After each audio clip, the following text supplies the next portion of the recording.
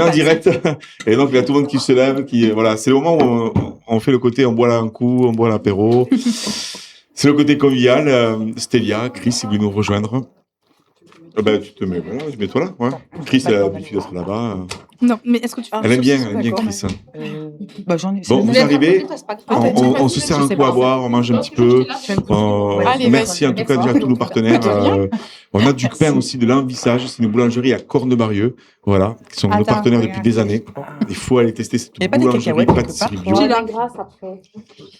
Allez, on continue. On en est en direct quand même, je vous le dis, mais allez, tu me renverses le truc dans le verre. Super. Ah oui, j'ai oublié le mien.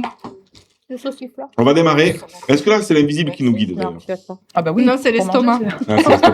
L'invisible, là, c'est visible, là. On va démarrer avec Jocelyn. Après, on va aller laisser la parole à Audrey sur les guides spirituels. Vilma qui sera en visio, qui va nous parler des choix des parfums. Et après, il y aura Chris qui va nous faire peut-être une voyance en direct où on va voir s'il y a une demande. Et on va écouter la musique de Stélia. Donc, et si l'invisible vous guidez, est-ce que ça vous parle, vous aussi, de vous dire qu'il y a quelque chose d'autre qui est peut-être dans votre vie, peut-être des guides, des anges, ou alors même vous êtes athée, mais vous avez quand même une intuition? On va parler de l'invisible. Donc, merci déjà à tous d'être là. Et on va démarrer, le temps qu'il finisse son petit verre à boire, par Jocelyn Morisson. Voilà, Jocelyn, merci d'être là. Alors, merci à toi. Toi, tu es tu es conférencier, donc auteur de livres, tu es journaliste aussi, scientifique. En fait, tu cherches les explications autour de pas que l'invisible, mais il y a les peuples natifs, il y a beaucoup d'intérêt dans ta vie, j'ai l'impression, qui ont le sens commun. Ouais, ça fait une trentaine d'années que je m'intéresse à tout ça, donc au bout du compte, je me suis intéressé un peu à tous les sujets qui font partie de ce qu'on appelle les phénomènes inexpliqués. Et pour moi, ça a commencé avec les expériences de mort imminente, en fait. C'est les gens qui frôlent la mort, qui vivent une expérience souvent qu'on peut qualifier de mystique, en fait. Ils font une sortie de corps, ils vont dans la lumière, ils rencontrent des proches défunts, ils rencontrent des entités spirituelles, des guides spirituels éventuellement, des anges. Enfin, après, les gens projettent des choses aussi qui font partie de leur vocabulaire, leur lexique, ça dépend des cultures aussi. Mais grosso modo, il y a quand même beaucoup de choses communes dans ces expériences-là. Donc moi, ça m'a fasciné en fait. Et moi, je sortais justement d'études de sciences et de journalisme, et j'avais commencé à travailler comme journaliste dans la santé, donc j'étais vraiment très carré, quoi. D'accord. Plus cartésien, on va dire, si le mot est juste. Ouais, cartésien, on peut dire ça. Et quand j'ai découvert ce phénomène-là, ça a bouleversé en fait ma vision du monde, parce que ça m'a aussi rappelé que j'avais vécu des choses comme ça dans l'enfance. En fait, j'avais vécu des sorties de corps, des rêves lucides, tu vois, des rêves vraiment bizarres, des expériences qu'on appelle aujourd'hui d'expansion de conscience, tu vois, des choses que je pense beaucoup d'enfants vivent, et puis qui ensuite, que tu oublies, que tu occultes. Et que tu refoules, quoi, en quelque sorte. Ça dépend dans quel environnement tu es. Moi, mes parents s'intéressaient pas du tout à la spiritualité, à l'ésotérisme et tout ça. Donc j'avais personne à qui parler de ça. Et puis ça s'est remonté à la surface justement quand j'ai redécouvert ces choses-là, quand j'avais une trentaine d'années, quoi. Et donc de fil en aiguille, je me suis intéressé aux phénomènes inexpliqués, voyance, perception extrasensorielle, télékinésie, etc. Et puis bien sûr, les états modifiés de conscience, c'est resté quand même le fil rouge de mon intérêt de journaliste. Donc j'ai beaucoup écrit là-dessus, donc expérience de mort imminente, mais aussi les expériences de transe. Et c'est par la transe que je me suis intéressé au peuple autochtone, justement. C'est pour ça qu'aujourd'hui, effectivement, comme tu l'as dit, je m'intéresse au peuple racine. Je suis rédacteur en chef d'une belle revue qui existe à Toulouse, qui se crée à Toulouse, qui s'appelle Native, que tu connais bien. Et si je peux me permettre de le placer, et donc j'y suis venu par mon intérêt pour la transe, ce qu'on appelle la transe. Et dans les chamanismes, il y a des transes qui sont induites par des substances, des substances qu'on appelle psychédéliques aujourd'hui, mais il y a aussi, on peut induire la transe par le tambour, par des danses, par des chants, par différentes méthodes. Il n'y a pas forcément de prise de substance, ça dépend des cultures, des traditions. La respiration aussi. Oui, la respiration. Non, je sais pas, Alors la respiration holotropique, en fait, par exemple, qui induit la transe, elle a été inventée justement par un grand psychiatre d'origine tchèque qui est parti aux États-Unis et qui n'avait plus le droit d'utiliser les psychédéliques, parce qu'à l'époque, en Tchécoslovaquie, ils utilisaient du LSD et tout ça. Et après, quand ça a été interdit dans les années 70, ils ont mis au point cette technique de respiration, justement pour provoquer le même type d'état finalement, mais sans substance. Donc la respiration, en l'occurrence, effectivement forcée, la respiration holotropique permet ça. Donc la transe, c'est un ensemble de phénomènes dans lesquels il y a la relation à l'invisible, hein, dans les chamanismes, bien sûr, ils sont en contact avec les esprits des animaux, des plantes, les esprits des lieux, etc. Ils sont capables de faire des diagnostics sur des patients, savoir quelles sont leurs problématiques, savoir comment les régler, etc. Donc c'est complètement fascinant, quoi. Et aujourd'hui, c'est pris au sérieux par les neurosciences, c'est pris au sérieux par différentes disciplines scientifiques, mais qui sont incapables d'expliquer ni de nous dire ce que ça veut dire finalement sur ce qu'on est vraiment, quoi. Donc moi, c'est pour ça que de fil en aiguille, je me suis intéressé aux spiritualités du monde, quoi, parce que dans toutes les spiritualités, tu as des sagesses autour de ça qui te disent que simplement tu es plus que ce que tu crois être, ou tu es plus que ton corps, tu es plus que ton mental, que ton ego, comme on disait tout à l'heure. Et on est capable de vivre cette relation-là. Et donc, dès qu'on s'ouvre à ça, eh ben, on vit des choses. Ça peut être des rêves très forts, des rêves signifiants. Ça peut être des rêves lucides aussi, des rêves dans lesquels on sait qu'on est en train de rêver. Ou ça peut être des synchronicités, justement. Ah ben voilà, bien, t'es fort quand même pour amener le truc. Je viens sur mon sujet parce que tu m'avais invité pour ça. Ouais, donc justement, on va voir peut-être la couverture de ton livre que tu as coécrit avec Romuald Le Terrier. Ça, sur donc le secret de la vie. En fait, donc tu vas nous parler, dans ce livre, tu parles de synchronicité, mais pas que. En fait, tu as plusieurs choses. Je sais pas si la régie peut mettre le livre, le secret de la vie. Oui, ça c'est notre quatrième livre ensemble avec Romuald. Et lui, Romuald, justement, c'est un ethnobotaniste, c'est un spécialiste des plantes dans le contexte ethnographique, quoi, donc anthropologique. Et c'est un spécialiste du chamanisme, en l'occurrence d'Amazonie. D'accord. Là où on utilise ce fameux breuvage qui s'appelle l'ayahuasca, qui est très connu aujourd'hui, très à la mode. Alors c'est des choses qui ne sont pas du tout anodines, c'est pas des choses qu'il faut recommander. Ça, pour moi, ça doit se faire dans un contexte bien particulier. Ça ne devrait pas se faire en dehors d'Amazonie, selon moi. Mais là, aujourd'hui, c'est étudié là, pour le coup par la science. Et on découvre que toutes ces substances aussi qui induisent la transe sont extrêmement intéressantes pour guérir des états pathologiques ici en Occident, auxquels on est énormément confronté, tous les états dépressifs, tout ce qui concerne l'anxiété, y compris ce qui concerne l'addiction. On traite des addictions à des substances comme l'alcool, l'héroïne, la cocaïne, tout ça, les drogues dures, par des psychédéliques. Donc les gens se disent mais c'est absurde parce que c'est des drogues. Non, les psychédéliques ne sont pas des drogues. Donc je le dis haut et fort. Je ne dis pas qu'il faut en prendre systématiquement, mais il y a eu une manipulation autour de ces substances. On a dit ça provoque des overdoses, ça provoque des addictions. C'est faux. Au contraire, ça soigne les addictions. Mais oui. Après, c'est parce que là-bas, ils l'utilisent avec une tradition. Enfin, ils le font pas depuis hier, en fait. Voilà. Comme on le sait, c'est des traditions, ils enseignent ça depuis des millénaires, en fait. Ça fait des millénaires qu'ils utilisent ça. Il y a des traces d'utilisation de l'ayahuasca, en l'occurrence, depuis des millénaires. Et donc, avec Romuald, on s'est intéressé à ça parce que lui, sur le terrain, auprès des chamans, il a appris ce que eux appellent, enfin, ils l'appelleraient pas avec ces termes-là, mais c'est une science des signes, en fait. Ils sont sensibles aux signes qu'il y a dans la nature, aux signes qu'ils peuvent avoir dans leur vision, les visions provoquées par les trans, et les signes qu'ils ont dans les rêves. Et tout ça, pour eux, ça fait sens, et ça leur permet d'organiser la chasse du lendemain, la rencontre avec l'autre tribu, etc. Donc ils sont en connexion permanente avec l'invisible, et pour eux, il n'y a pas de rupture, en fait, entre le monde visible et le monde invisible. Et le rêve, en fait, a un sens qui vient nous expliquer un truc. Il y a une synchronicité du rêve par rapport à un message qu'on a reçu par rapport à la journée. Dans les rêves, si on est capable de se souvenir bien d'un rêve, tous les rêves ne sont pas forcément porteurs de messages très, très, très forts, mais on a souvent des messages intéressants dans les rêves, et ça peut être aussi des choses justement qui vont nous arriver. Le rêve est très souvent prémonitoire, en fait. Simplement, il faut être capable de le vérifier, il faut s'en rappeler, il faut être capable de vérifier derrière. Donc avec Romuald, on a fait ce rapprochement entre la science des signes des chamans et ce que Jung, donc le grand psychiatre suisse, Carl Gustav Jung, qui était un disciple de Freud, mais un disciple dissident de Freud, ce que Jung a appelé les synchronicités. Et en fait, c'est la même chose, c'est-à-dire que voilà, ce sont des coïncidences qui ont du sens. C'est comme ça que Jung a défini ça. Donc des coïncidences qui nous arrivent, on pense à quelque chose et puis quelque chose se passe autour de nous dans la réalité matérielle et ça fait sens, ça correspond, ça répond à mon questionnement, ça répond, tu vois, à la question intérieure que j'étais en train de me poser, mais de manière tellement forte que j'en suis sidéré. Parce que des coïncidences, il y en a aussi, qui ne sont pas forcément porteuses de sens.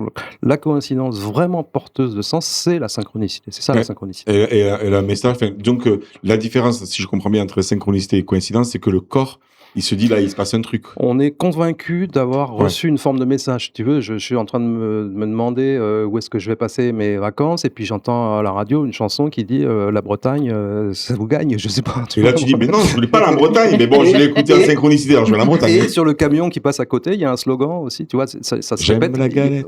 Voilà, un truc comme ça, les galettes bretonnes, tatati tatata.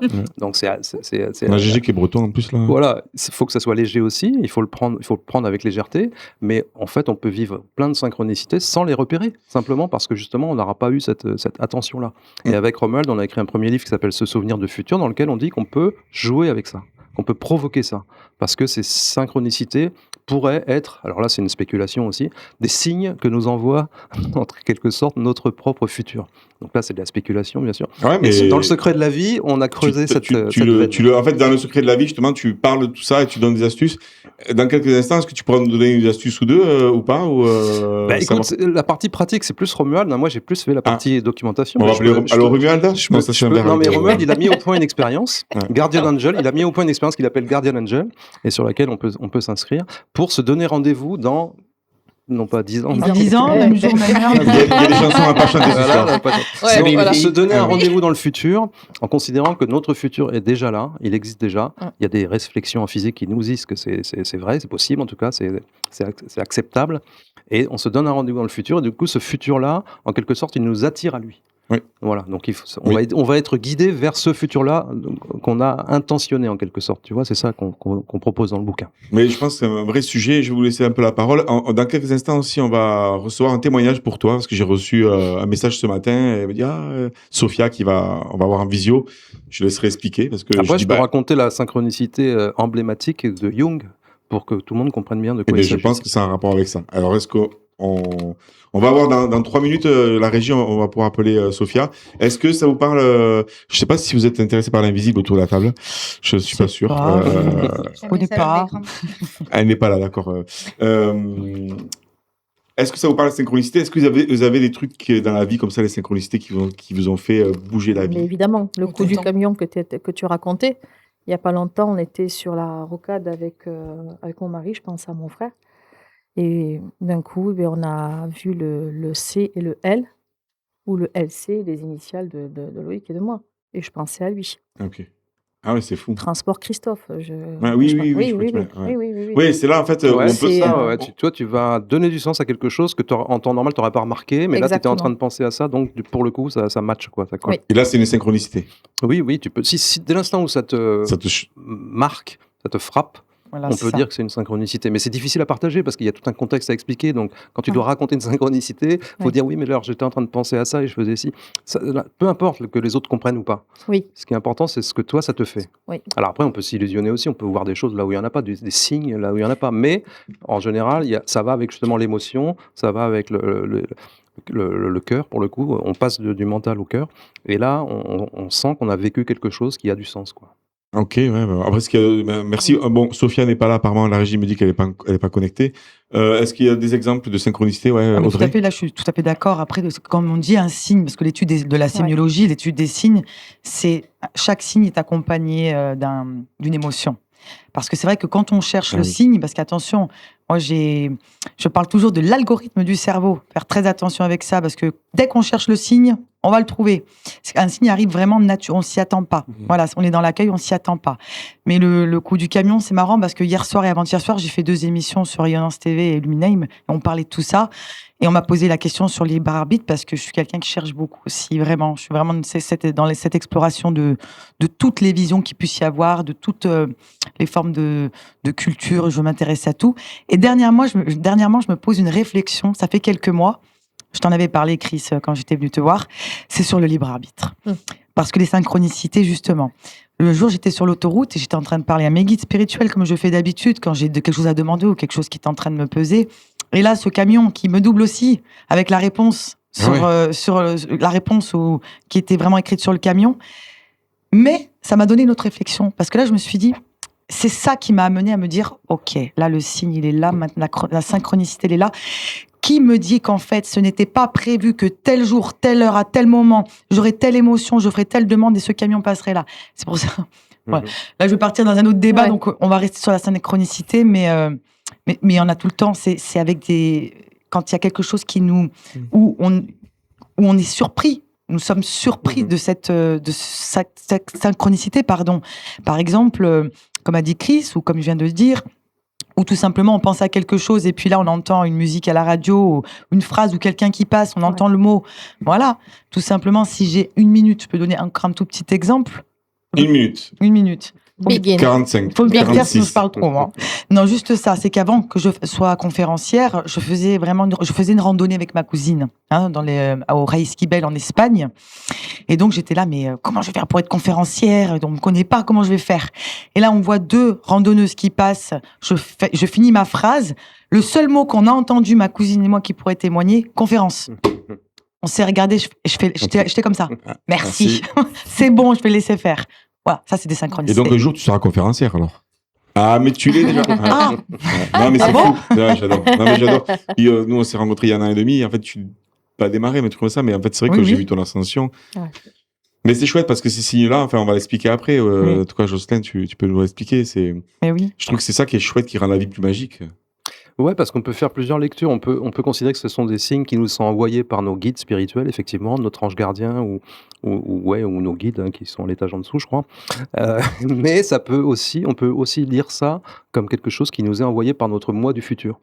Ou comme disait Jung, notre soi, notre être profond, notre être véritable, notre être réalisé qui est de toute façon en dehors de l'espace et du temps. Donc il peut nous envoyer des messages en se jouant du temps. Donc il y a plusieurs façons de l'interpréter. Moi, ça me dérange pas du tout qu'on l'interprète comme un message de nos guides. C'est pas du tout problématique pour moi. Et justement, tu voulais raconter par rapport à, comme ça, avant le témoignage, l'histoire de Jung. En fait, la grande synchronicité qu'on donne toujours en exemple, c'est la synchronicité du scarabée. Donc Jung, qui est un psychanalyste, a une patiente qui lui raconte un rêve qu'elle a fait la nuit précédente où elle a reçu en cadeau un bijou qui est un scarabée doré, qui est un bijou égyptien porteur d'une grande symbolique qu'elle ne connaît pas du tout. Et au moment où elle lui raconte ce rêve, il y a un petit tapotement à la vitre du bureau de Jung, et Jung ouvre la fenêtre et recueille un scarabée doré, comme on a ici, mais nous, ils sont plutôt verts. En tout cas, là chez Jung, il était bien doré. Et il lui dit, votre scarabée, le voici. Alors bien sûr, il n'y a pas de lien de cause à effet entre les deux, mais il y a un lien de sens. Et donc, en fait, ça s'arrête là, et on pourrait dire c'est rigolo. Mais en fait, ça a débloqué toute la cure analytique de la femme en question, qui était très rationnelle, très rationaliste. Même, tu vois, elle a été bloquée dans sa cure, elle n'arrivait pas à progresser. Et Jung lui a expliqué la symbolique du scarabée dans l'Égypte ancienne, qui consiste justement, qui représente en fait la mort à soi-même pour la renaissance. Tu vois, c'est une initiation mort-renaissance.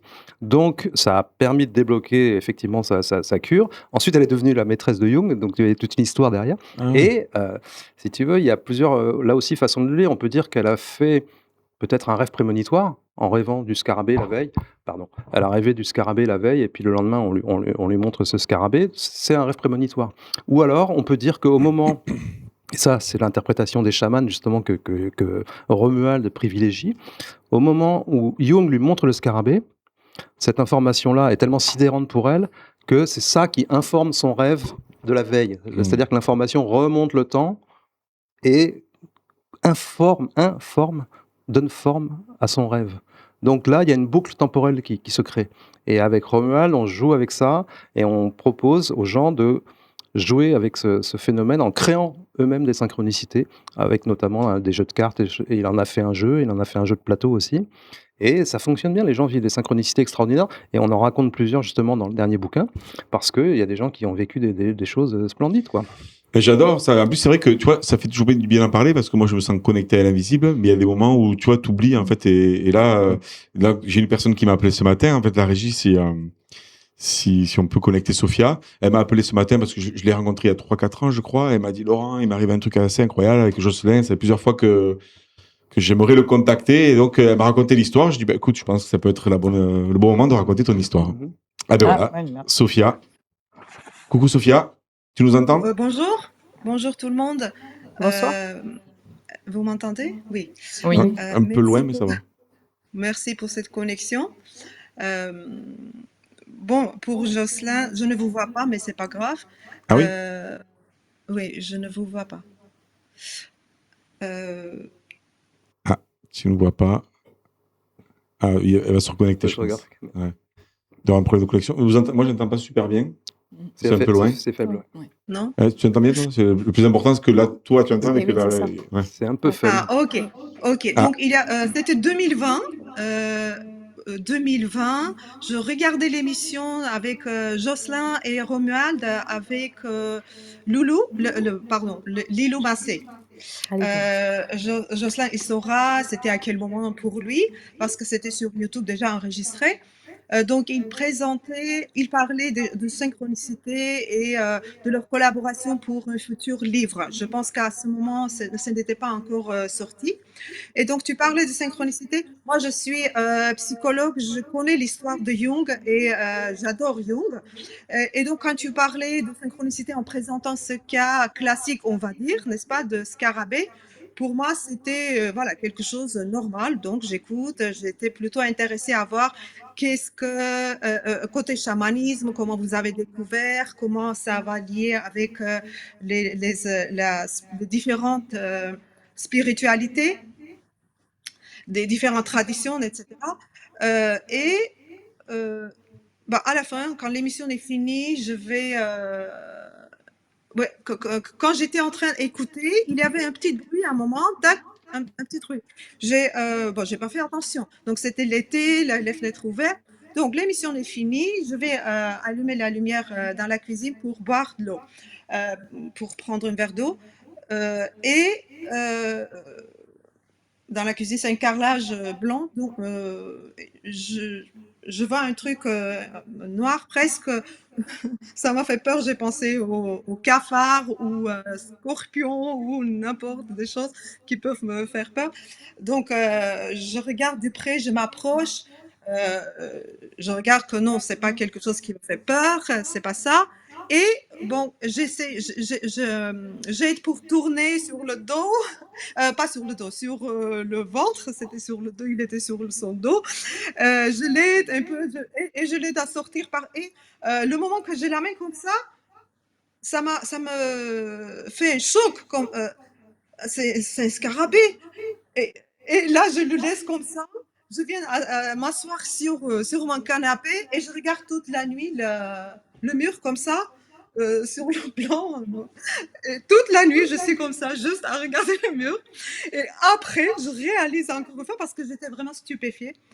C'est vrai que les synchronicités dans ma vie, c'est quelque chose normal, totalement normal depuis l'enfance, mais de cette manière, j'ai eu l'impression de fractal, des événements de fractal, c'est-à-dire vous voyez, Jocelyn, comme le fractal, les dessins, les paysages, n'est-ce pas, les codes et là, c'est comme si c'est les événements en fractal qui viennent vers moi. Jung qui raconte ça. Jocelyn qui raconte l'histoire de Jung, parce que tu sais comment tu racontais que tu étais en train de raconter à Romuald, et en ce moment, toi, je pense, tu disais que toi, tu as vu le scarabée. On a eu un scarabée tous les deux en même temps, ouais. On a eu un scarabée tous les deux en même temps, alors qu'on pensait tous les deux au scarabée de Jung. Ah ouais, c'est incroyable. Et moi, ici, je vous regarde. À 800 km. Et j'ai la même chose. J'ai pris la photo qui est dans mon ancien téléphone parce que c'était pas prévu, donc je ne savais pas que ça va se présenter. Donc il faut que je trouve mon ancien téléphone pour allumer, pour vous verrez la date. Je vous enverrai date et je sais pas. Voilà. Mais merci Sophia, c'est super. En fait, merci en tout cas de ce témoignage. Comme elle m'a dit ça ce matin, je c'est quand même mieux. Et je savais pas. Merci Sophia. Je sais en fait avec Romuald, en même temps, vous avez vu un scarabée. Ouais, je le raconte dans l'introduction de Ce souvenir du futur, notre premier livre sur ce sujet.